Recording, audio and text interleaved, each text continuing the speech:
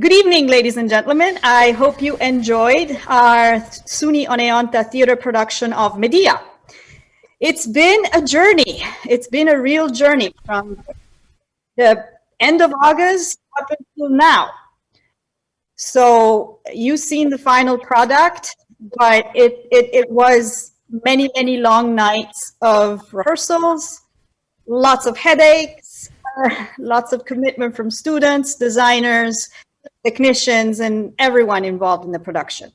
First of all, my name is Chiara Pipino. I am the director of this production, and I am also an assistant professor of theater at SUNY Oneonta. So you might have me as one of your professors.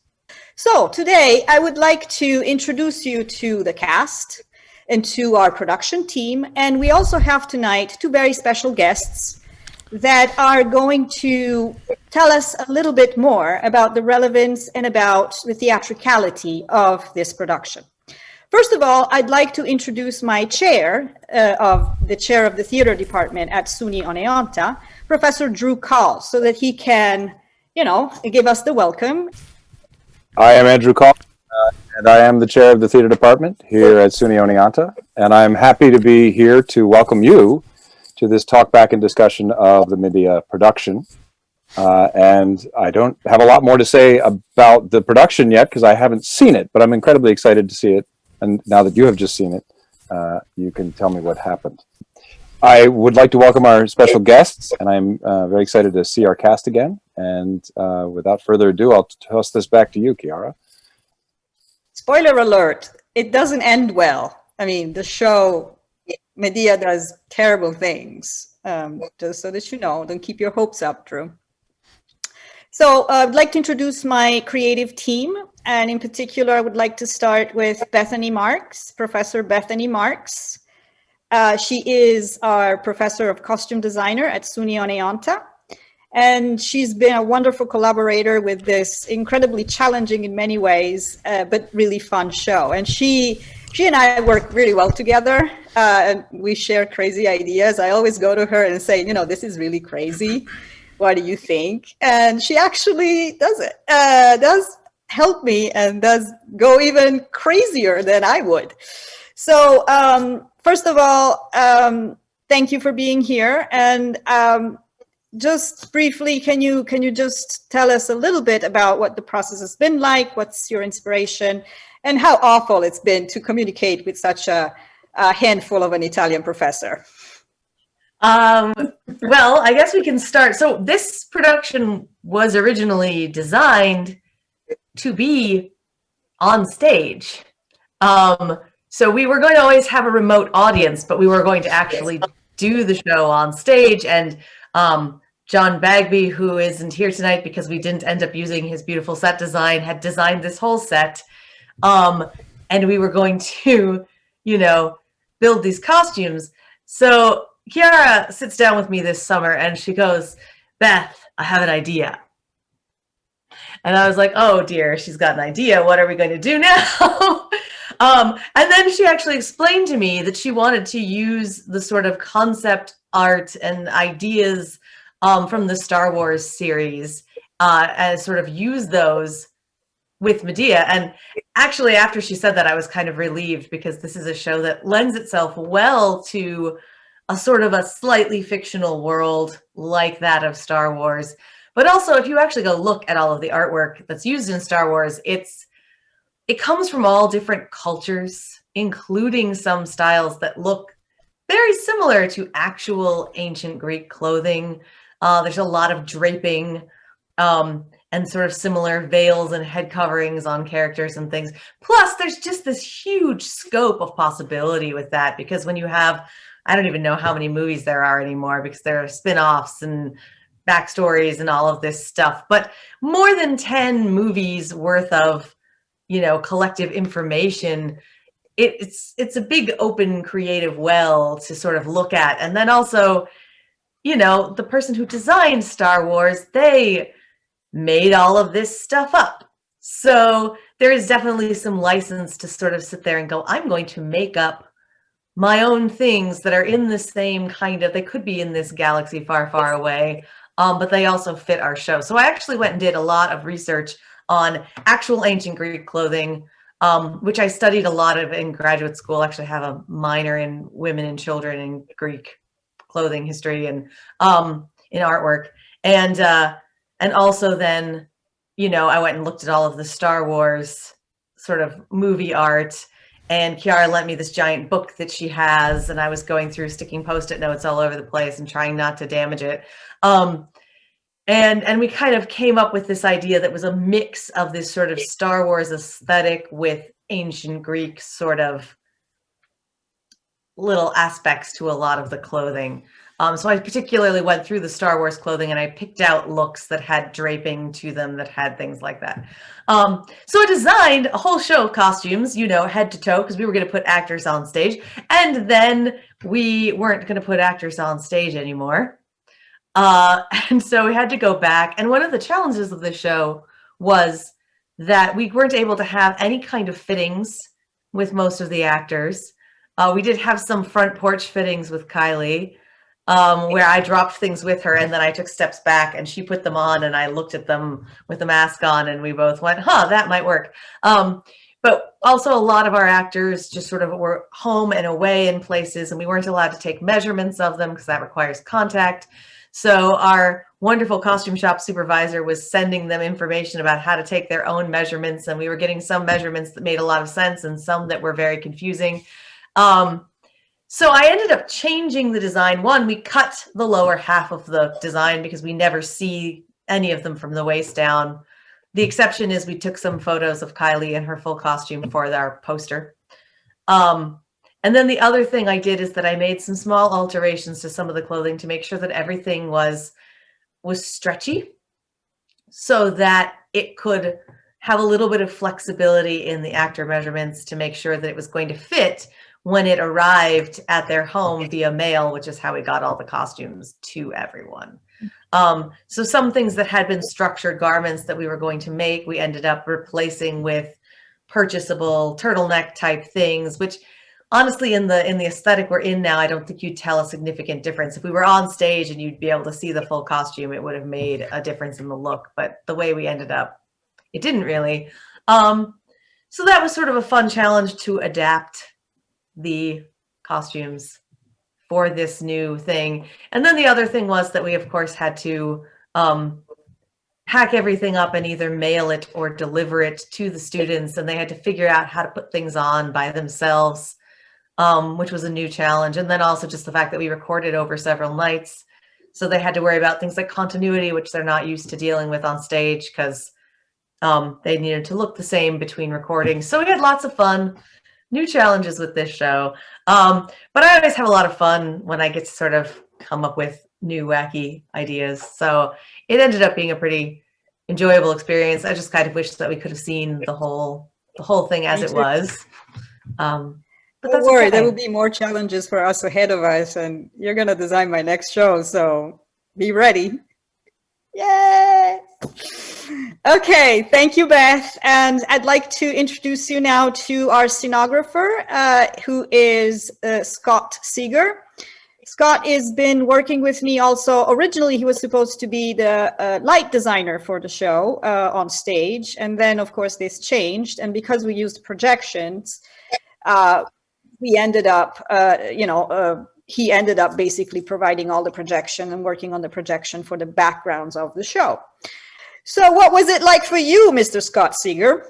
I'd actually forgotten I was supposed to light this.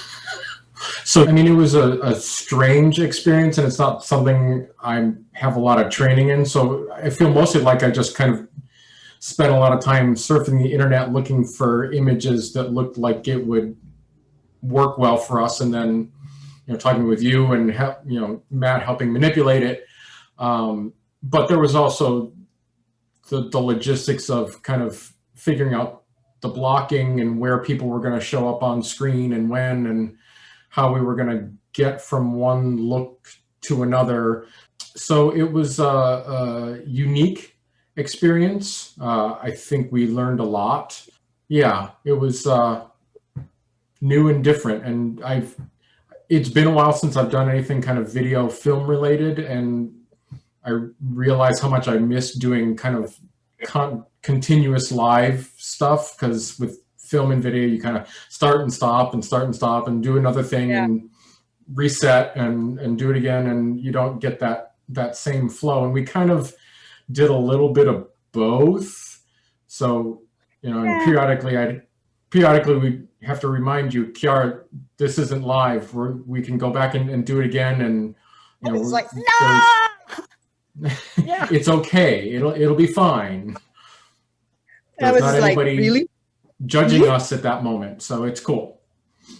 Sometimes people had to remind me I didn't have to yell at the camera because they could hear me fine. I was just like, sorry.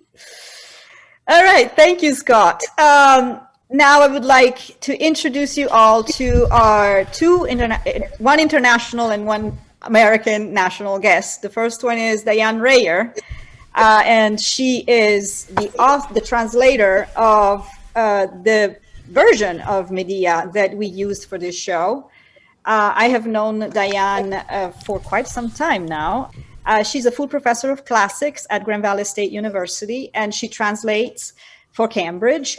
She is an amazing translator for theater people, because she really is able to use the words that fits the actors' mouths. And sometimes most of the times really, with Greek material, with style, that is really not an easy thing to do. So I love her translations. She's also a feminist, and she is, in fact, translating most great female plays, Greek female plays. She translated Medea. She translated, the most recent one is Helen, and she translated Antigone. So just a thank you so much for letting us use your beautiful translation. And I'd like you just to briefly tell us why Medea. Why do we still need a production of Medea today? Okay, thank you very much, Chiara. I'm delighted that you used my translation, and I was delighted to see the production and see all the really interesting things that you all did with it. There's so many different strands why Medea today, but I'll just focus quickly on and very briefly on three, and then I'll be open for questions later as well. But certainly this production, as the original, emphasizes or really puts the focus on Medea as a foreigner among Greeks and as a woman in a patriarchy. And with the accent of Medea and the nurse, you really made that stand out in a way that I haven't seen before, which was really quite interesting. But the play today, of course, makes so much sense to us still, because the idea of the foreigner, someone, a stranger in a different land, who then is used and tossed out, basically. I mean, there's so many ways of looking at Medea, but certainly one strand is that she did everything possible to help Jason. She was the actual hero. She slayed the dragon herself in Euripides' version. And she made it possible for him to complete his heroic tasks. So she did everything possible for him. She produces the heir and the spare for him. And then he dumps her. And so we have a powerful woman who ties herself so completely to her man and then is abandoned and exiled. So this combination of foreigner and woman, and I think that resonates with people. Also, of course, in the play, the citizen women of Corinth recognize her situation. And even though her story is quite different than theirs, they recognize it and sympathize so much that they're willing to keep silent when she threatens to harm and even kill their king and his daughter, the princess. That's how far they're willing to go. So once she says that she's going to kill her children, all of a sudden they're like, oh no, that crosses a line. That's too far. The king and his daughter, yeah, we get that. Jason, sure, toss him in, but not the children. And I mean, I'm with them there, right? And that's one of the things that the chorus does, is it pulls us in to sympathize and to go along with that. And so we have to kind of think, what was Medea like all those years that she was raising her two sons with Jason, right? And she was with the women there. And so, you know, you get a glimpse of another Medea, right? A Medea who has settled down. However, Medea is an enormously powerful woman, right? She's the granddaughter of the sun, for heaven's sakes. And she's done all these horrible and powerful deeds before this moment. And yet Jason is so complacent that he feels like he can just on to the next one. And, you know, so that's pretty outrageous. So that's the part with the foreign woman and also a woman in a patriarchy. There's another element that I don't want to leave out, but I'll make it short. And that is this whole idea of that this is taking place, this play was being performed in 5th century Athens in a democracy. And a democracy depends on persuasive speech and hopefully honest persuasive speech that will help lead us in a good way to make our choices and to vote and support our leaders, right?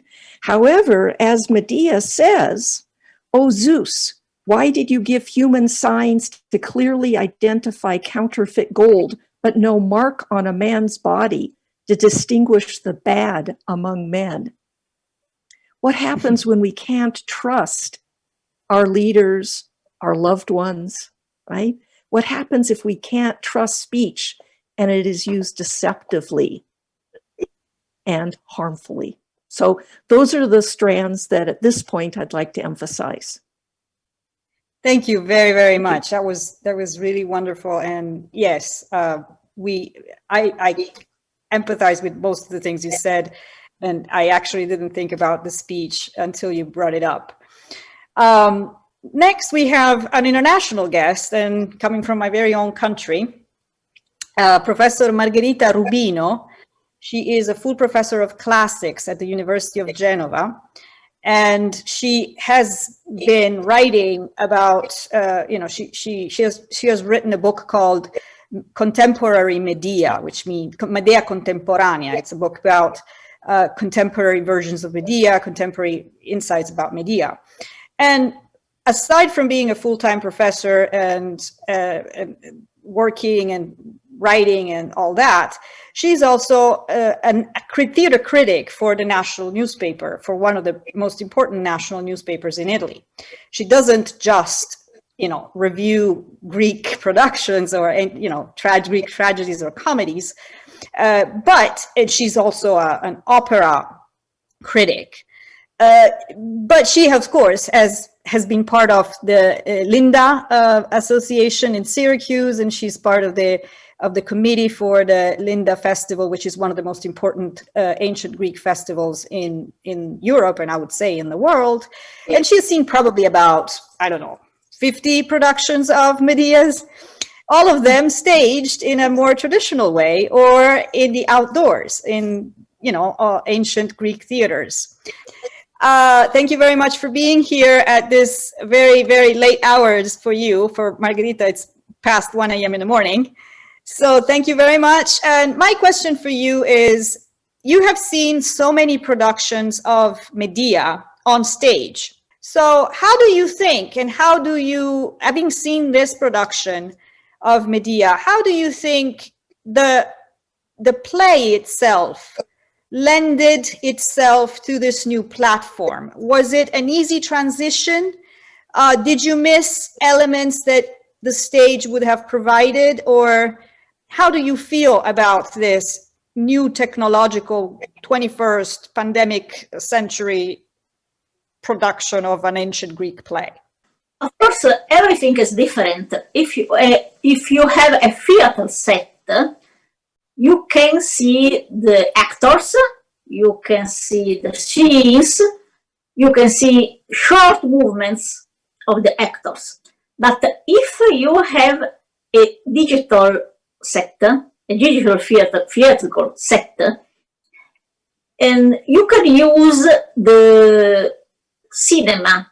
For example, the good thing is that we can have close-ups of the actors. And so the expressions are clear. And the mask, the very beautiful, the masks you used are immediately at the sight of people. So it's another way to make theater, another way completely different, but you have possibilities. And I saw the proof of this production, and I was admired for the results. The first thing is that backgrounds, yes, the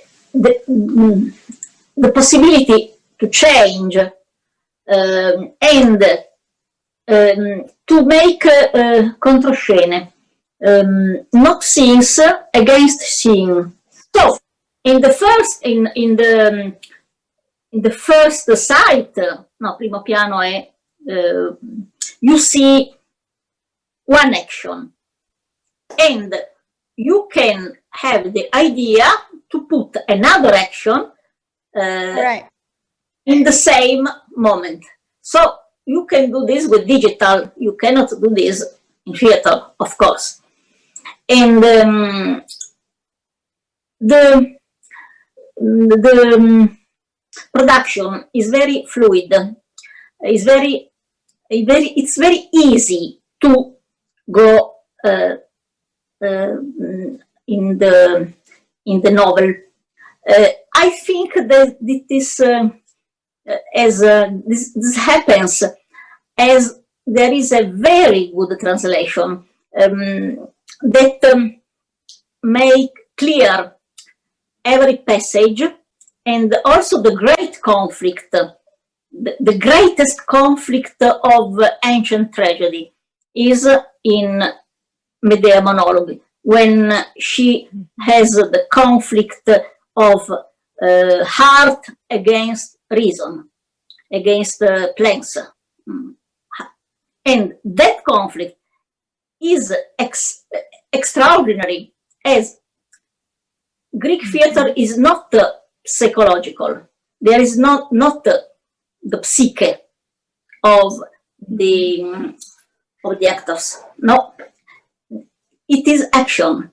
You have no idea of the soul of Oedipus, of the soul of Oreste. You can have an idea of Medea.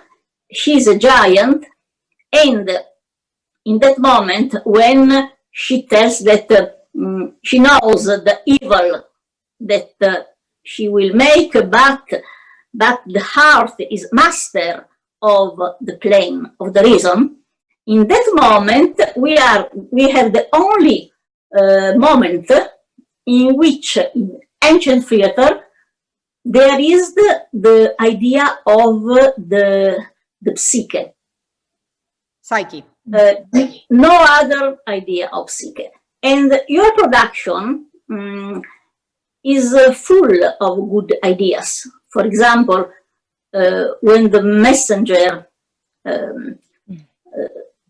tells how Creon and his daughter died, and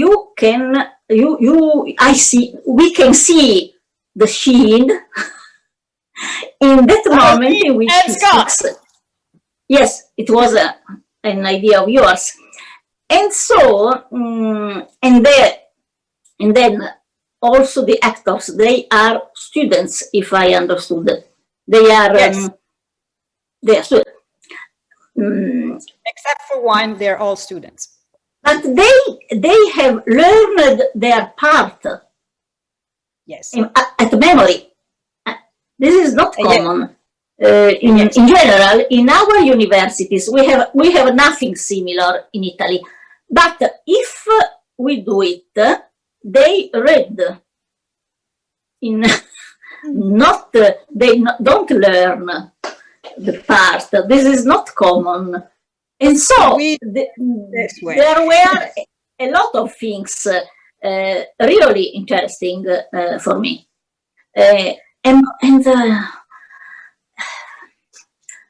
I saw a normal Medea. In Europe, they do Medea extracommunitary, black, a man and not a woman. Every idea to make clear that she is different. To say the difference, in Europe, they use also a robot, everything. A man, a robot, an extracommunitary, and black. Or in this, I understood that she speaks with the East speaking Dialect. Yes, but it's the only idea that she comes from another country. She comes from Turkey, and go to Greece. So it's logic. It's good if she speaks with an accent. Then, if there are other questions, but I enjoyed very much this production. Thank you. Thank you very much, Margherita. So after this, I'd like to briefly introduce all of my students, wonderful students here. We have Medea, we have Kylie Thetga. She is a theater major, and she's a junior theater major. She's been playing many roles with me. She was in the production of The Wolves. She was in production of Midsummer Night's Dream, who was directed by Drew Call. Then we have Jason, who is played by Jason Flannery, and he is the former student of mine. Now he is an actor, a director, and he's also an academic. He teaches in Grand Rapids, Michigan. Then we have, let's see, the messenger, Diana Prekpalai. And she's also a theater major, a junior theater major. She's also been in a few productions with me. Then we have, let's talk about seniority. We have Kyle Roth, who plays Creon in this production and has been playing another king in Midsummer Night's Dream, directed by Drew. Then we have Peter Reardon, who is my tutor and my King Aegis. So he is also a theater major. He's a transfer theater major. We have Tatyana Valentin. She's a junior theater major. She has been in several productions, including Brecht production. And she was in our Common Read production of last year. And she's the first time with me. She's playing the chorus leader. And then we have our three freshmen, which I'm very proud of. We have Sabrina Maccaron, who plays one of the chorus members. We have Brina Nachbar, and we have Ashton Ritter. Last but not least, we have the two puppet masters of the show. We have Riley Bowen, who was the assistant stage manager, and she was on book for the entire production. And we have Katie Lemon, both of them are theater majors, and Katie Lemon is a theater major, and she's a very good actor, but she decided to get out of her comfort zone and stage manage this production. And without her, we would have been totally lost. So guys, this is your chance to talk a little bit about your experience in the show, And if you have questions about anything text-wise, you can ask both of our guests. So take advantage of that.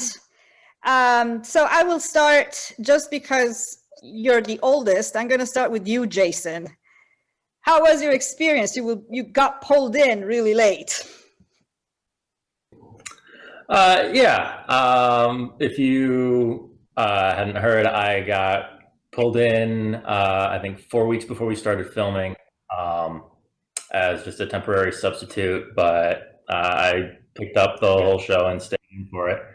I don't know. I'm still kind of digesting it. As a theater instructor and actor and director in Grand Rapids, it's been very interesting to see how everyone's trying to adapt to this new situation that we find ourselves in. I have colleagues who have readapted shows into a radio drama. I've done this production now. I've got a friend who's working on a show that was written to be all scenes are Zoom calls. So it's very strange and different to try to conceive what theater is and what theater can be right now. And then, you know, beyond that, taking that further, like Oneonta has gone as far as to still costume and create, you know, green screen, but a set design and a very full production of a play. So it's been very challenging and very interesting. You know, as an actor, I would say it's been one of the more confusing processes to go through, just because, you know, for a lot of actors, the way that you get into a scene, the way that you memorize your lines is to start living in them and walking them, and you marry them to your blocking. But your blocking is now sit left, sit forward. So it's just very challenging. And having worked with Chiara as well as an undergraduate in Michigan, and seeing how she operates a rehearsal room in person, and seeing how, like, you yourself have had to try to adapt those skills to something where you no longer can put your people in the same room. It's just very strange. It's all a wonderful learning opportunity that hopefully we can all learn from, and then take what we learn and do something good with it once we can do theater. We were. Yeah, proper. I agree. Thank you. Now, like, can I hear from Kylie Thedga, my Medea? Hi. Yeah, this production was probably the hardest thing I've ever done. I'm not gonna lie. Medea is a very heavy and complicated, difficult character anyway.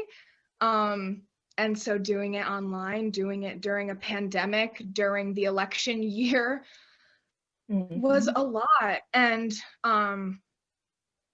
especially like when RBG passed away, we found out during rehearsal, and I said, you know, this performance is going to be for her, and this has to be a good one, because I need to honor all of the amazing, strong, powerful women that allowed me to play this character in the first place. So doing everything online was tough. Trying to maneuver technical difficulties probably like once a night at least was hard, but we did it, and I think our show is really, really good and really, really cool, especially for 2020. Yeah. Thank you, Kylie. Thank you very much. Let me hear from our King Creon. Hi, my name is Kyle. I played Creon. So yeah, this production was definitely interesting. What Jason and Kylie said, I definitely feel the same way. I learned a lot from this production though, because before this, I didn't really know how to act for the camera, or my laptop camera. And so that was really interesting to pick up on all of the technological aspects of, like, I guess, camera theater with the microphones and the green screens and the lighting and all of that kind of stuff. Setting all of that up by myself in my room. has made me a lighting designer, a sound designer. I'm adding all of those things to my resume. But yeah, I missed the in-person connection you get from theater the most. I think that was the biggest thing to change, because when I'm doing my scene with Kylie, I'm staring at my bedroom wall. So that was just a little bit different. Yeah. Thank you, Kyle. Diana Prikpalai, she was the nurse and the messenger. And when I cast her, I gave her a little spiel, and I told her, you got the worst monologue ever, because it's long and because it's at the end of the play and you're telling terrible things. And I give it to you. I remember Katie and Kylie told me that they like drove past my house one day, and I was sitting on the porch with my script, just learning the messenger monologue, because I would sit there for like hours and just like break it up. It wasn't as hard as I thought it would be, but it was a great opportunity. I loved the messenger and the nurse. I loved this show, and I think before college wasn't really exposed to any like Greek theater, like in my high school and outside of school theater. We didn't really do much of it. So this was kind of my first time really tackling a whole production, and doing it online was hard enough, but I really think I had a lot of fun with it, and I think everyone was amazing, and it was a great experience. Online is hard, but now it's something I can say I did, something I could put on a resume, something just to make me better overall. So I'm glad I did it, and I think it was a great experience. Thank you, lady. King Aegis and the tutor, Peter. Hi. It was much like what everyone else has said already. It was an interesting experience doing it all digitally. I'd kind of been saying to like some of my castmates before already that it was like, you have to be your own like lighting. You have to do your own lighting. You have to do your own make sure your costume's all right. You don't have anyone to like help you do anything. You have to set up your own green screen. There was a lot of stuff that went into it that normally, as an actor, I wasn't used to, you know? But I'm really glad I've did this experience, because I feel like I've gained a lot of new skills from it that I wouldn't have otherwise doing theater just in person. But I do miss theater. This did make me miss theater in person a lot. And Go back to it was, huh? We will go back to it. But I think this was a really great and valuable experience for me. Yeah. Thank you. Thank you very much. Tati Valentin. She was the chorus leader, and I told her when I cast her that she is the voice of the good women and the voice of reason. So how was that for you? It was actually pretty interesting, because usually when I'm casted, I know what I'm getting into beforehand. But as a chorus leader, I was like, well, do I give the ladies a voice, or do I follow the voice and make it champy? So it was almost as if I was making it my own, but it was also online. And I was like, I don't know how to put personality into something that was structured like this. But it was a lot easier than I thought, and I had some help from some cool people. But I was very surprised the camaraderie I still felt online. I just thought, since it's not in person, I'm not going to get the same cast bonding. I'm not going to get the same experience. But I was actually pretty surprised when we were pointing out things. It got more active when we did work with the software. And it was like, well, I see you right here. I can almost touch you. Well, we're laughing at people's hair now. We have a lot of costume changes. There are weird light things happening. It was very chaotic, but very bonding at the same time. So I think that was special. Thank you. Okay, let's hear from our three ladies. Let's start with Ashton. Ashton, this is your first experience as Suni Oneonta, so it is the same for the other two. How was that for you? It was definitely an experience. This not only is my first college performance, my first virtual performance, but it's also my first time performing a Greek play. So all those firsts at once in this uncertain situation was new and a bit chaotic, as mentioned before. As mentioned previously, it was hard to connect and get the same feeling that you would normally get when you're performing live with a cast. As someone who's gone from dancing with a team and being a huge part of the drama club at my previous high school and being parts of other clubs, to go to this whole other dimension of being alone in a room while still connecting with someone was really hard. But we pushed through, and I'm very proud of this cast. I felt like we all did a really good job of breaking that barrier.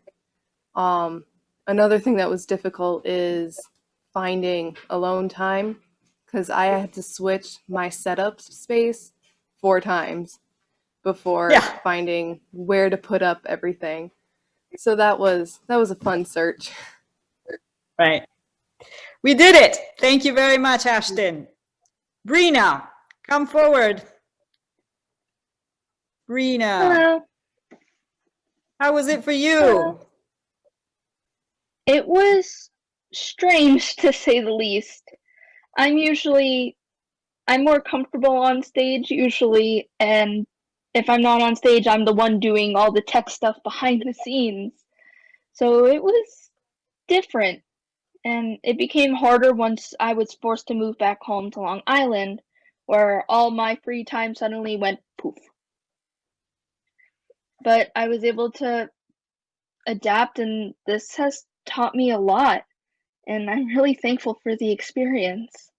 Last but not least, Sabrina, of our chorus member, Sabrina Maccaron. How was it for you? Yeah, like everyone said, it's been an experience. But usually I'm behind the scenes. I'm usually a tech person. I haven't really been in a show since my freshman year of high school. So going from being behind the scenes to being in a show, and then suddenly that show being online, was a transition.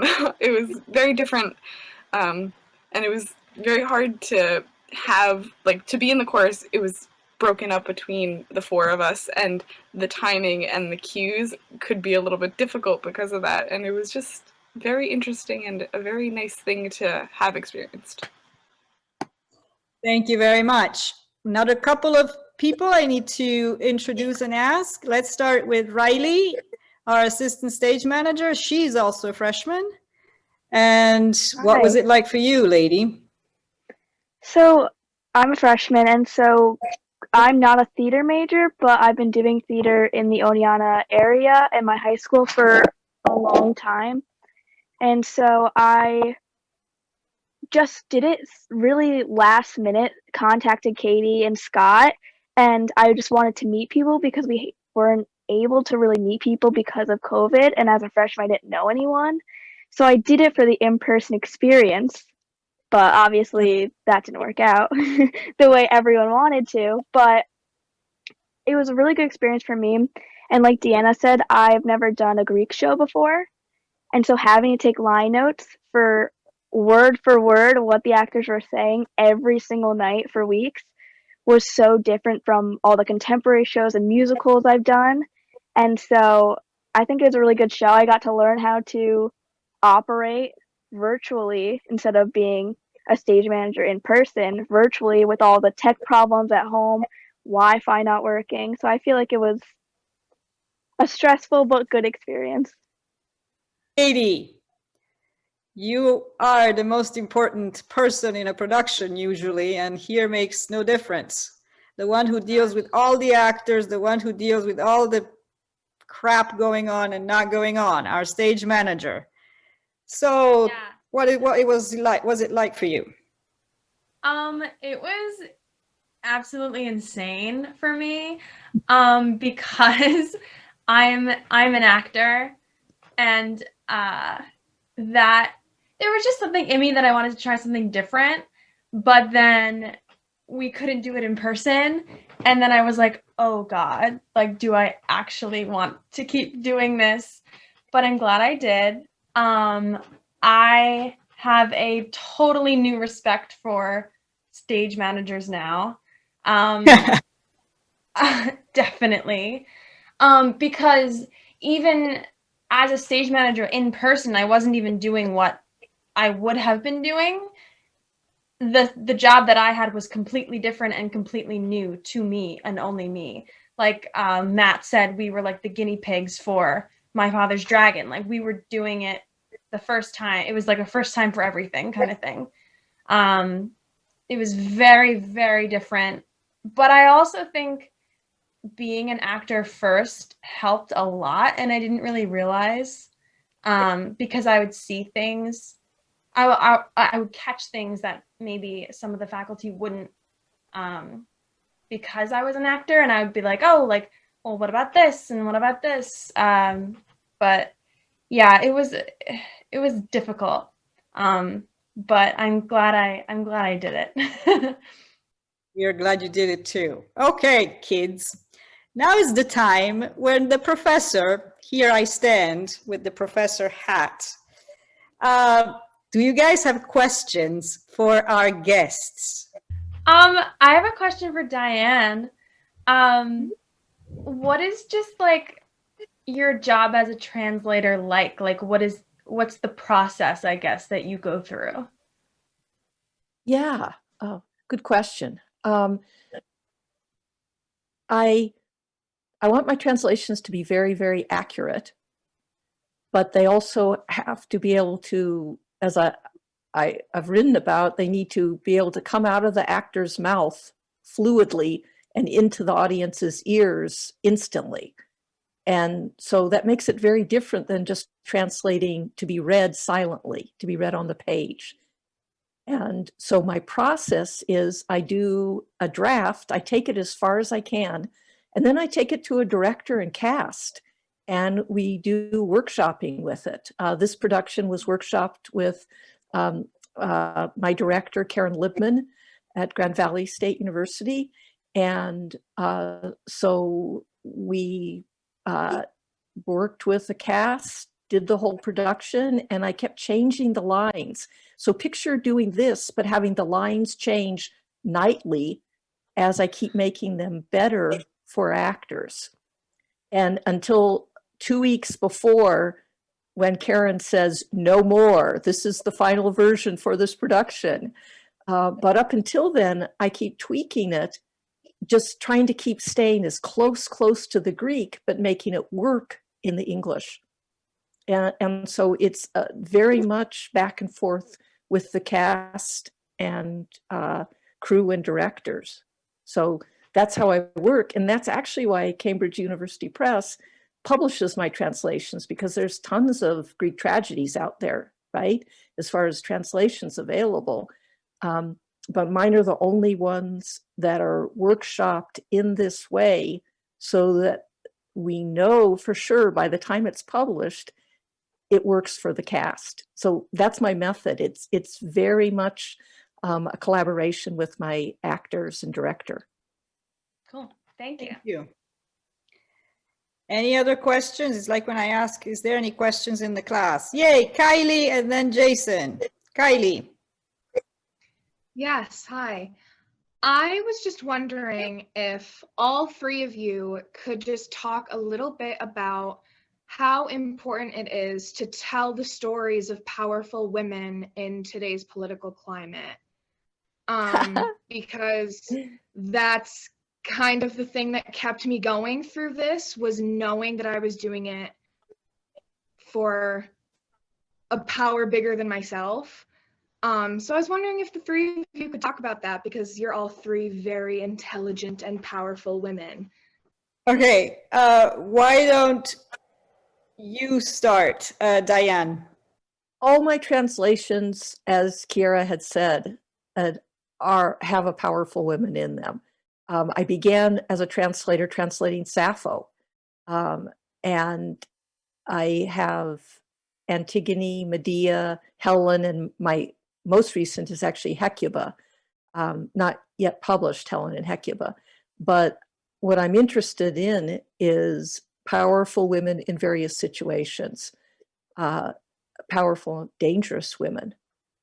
And it's, you know, these were male playwrights who wrote these, right? So it's not, we don't have any good feminist propaganda, but we do have interesting explorations about the power dynamic and the difference that it makes, that gender actually does make a huge difference here. So yeah, not particularly profound, but that's what interests me as well. Marghe, hai capito la domanda? Medea is probably the strongest character in the ancient stage. And the point is that she is a woman. She has 2 sons, but she is sure to be the strongest. She wants to win. She wants to revenge and to win. Mm-hmm.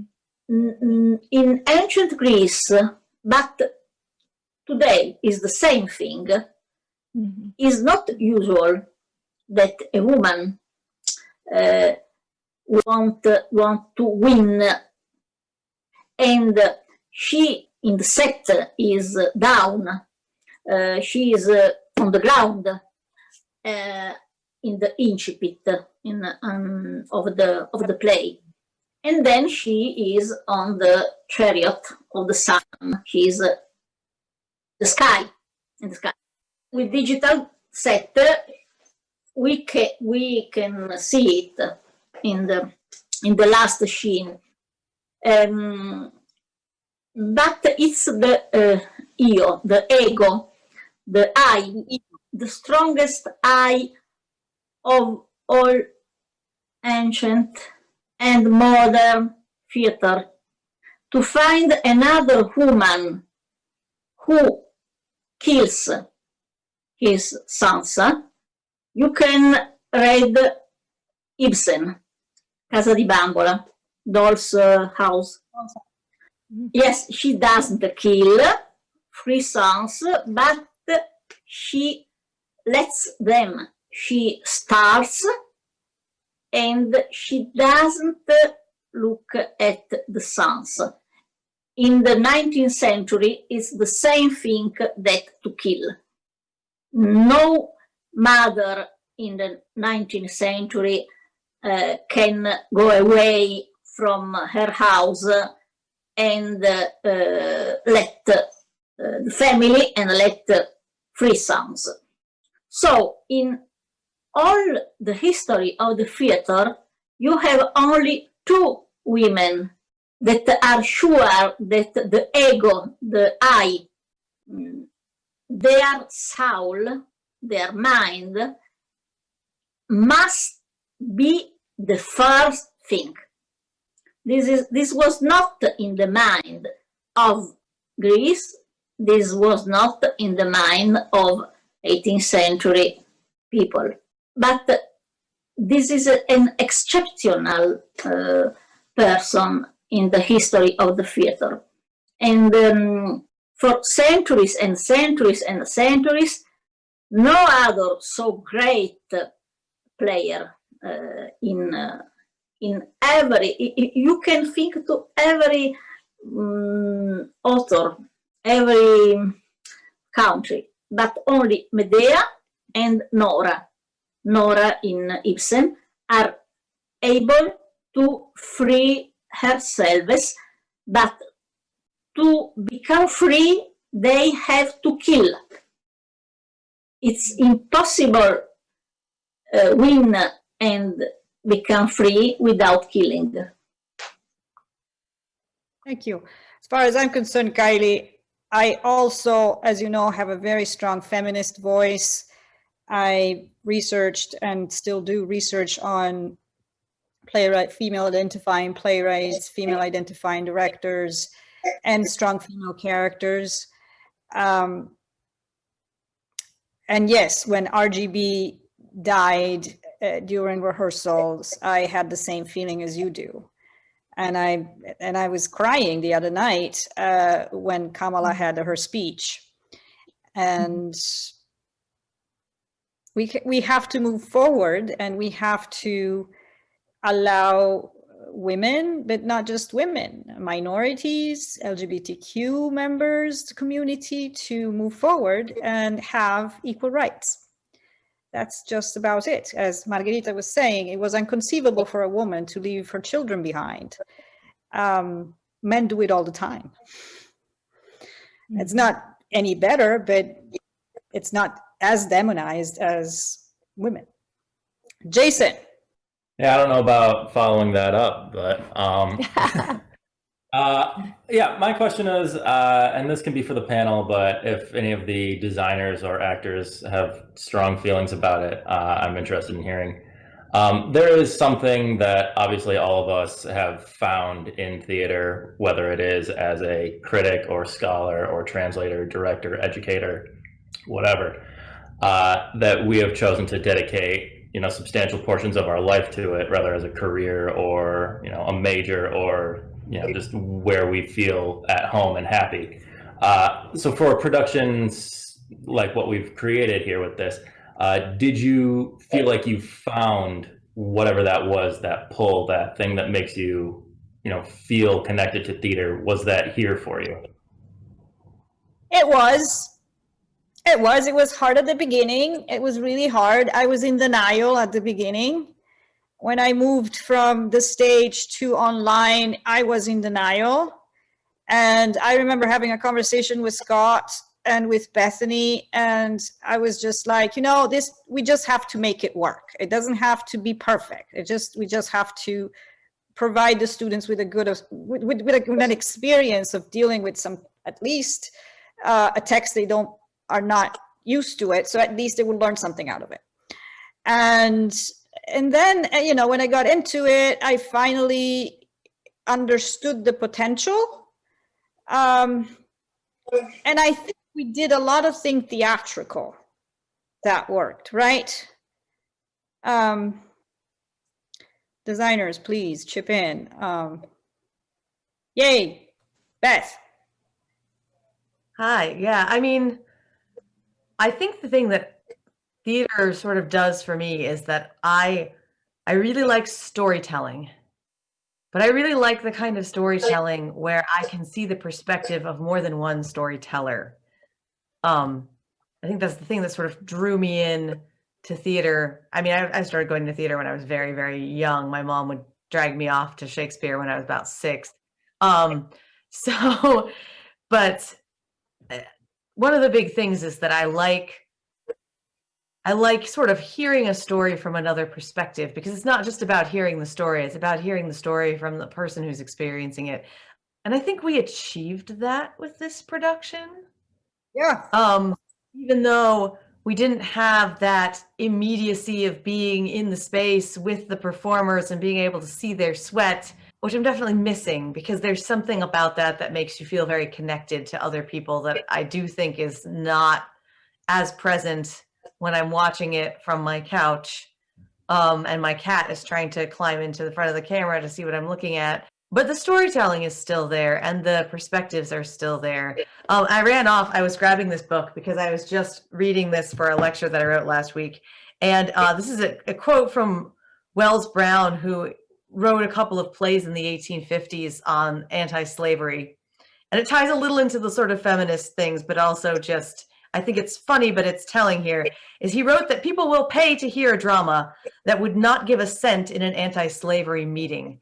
So by telling stories using theater, I feel like we open the door to audiences that wouldn't give a crap about an academic lecture on the subject, but the entertainment value allows us to impart information to others that they wouldn't absorb otherwise. So I feel like we still did that with this show, that there's still that element of theater present, and so it works. It is what it is for now, but it definitely still had meaning for me.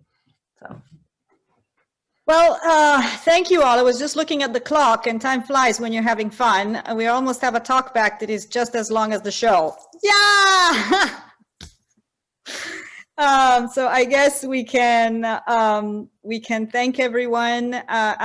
My warmest thanks to Matt Grenier, who really worked nights and days and thought about this continuously and made it work. All of my thanks go to my team. I am blessed with very good colleagues, and I wouldn't ask any better. Scott, Bethany, John Bagby before, when he was working on the set, is just the best people to share ideas with. And of course, no director, no show would be there if there weren't actors in front of an audience of some sort. So my actors are my children. I discipline my children. I love my children as much as I discipline them. And I think what we are good at in our department is to create communities, even in this strange environment. Every cast is a community, and there is a bond that survives. I'm also very grateful to my two guests for being here tonight. And that's all, folks. It's going to be another production and another opening, another show. Have a good night, everyone. Bye-bye. Thank you. Bye. Thank you. Thank you. Good night.